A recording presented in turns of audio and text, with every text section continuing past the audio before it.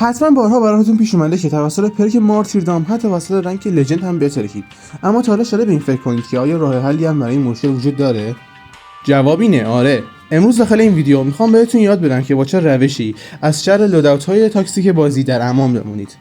همونطور که میدونید اکتیویژن از سیزن 5 سال 2025 زمان انفجار پرک مارتیردام رو از 2 ثانیه به 1 ثانیه تغییر داده و کار رو برای فرار از نارنجک سخت‌تر کرده.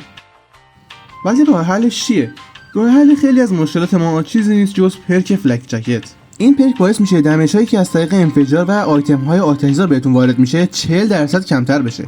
بنابراین جدایی از مارتیردام شما مشکلات تمام نارنجک ها و کلا دسته لتال رو حل کردید. البته فقط 40%. اما حالا میرسیم به یک تاکتیکال جدید که واقعا رو مخه، یعنی تریپ سنسور.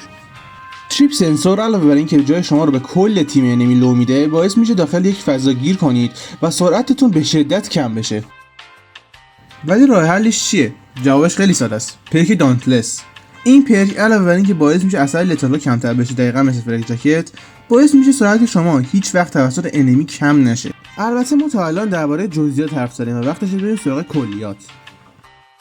اصلی ترین مشکل همه ما احتمال خیلی زیاد منوار با خشاب ترمایت باشه.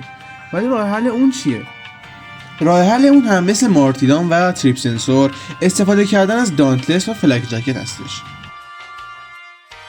برای شاتور جک 12 و خشاب دراگونز بریث هم این دو پرک جوابن.